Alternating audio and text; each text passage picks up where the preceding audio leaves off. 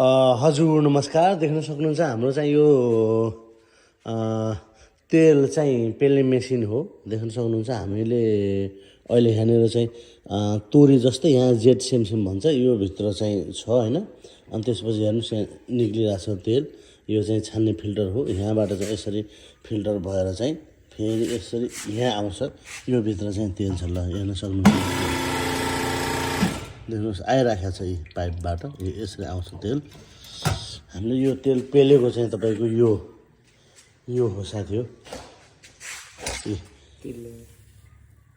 तिलो होइन यो तिलको चाहिँ तेल साथी हो। ल हाम्रो गाउँघरमा पनि पाउँछ नि यो तेल चाहिँ।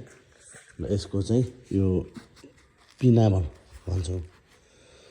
के हो यो पिना नै हो। यसरी चाहिँ यो अलि फिल्टर साफ सुथरा बनाउनलाई चाहिँ यसरी बनाउँछ है साथीहरूलाई। हेर्नुहोस्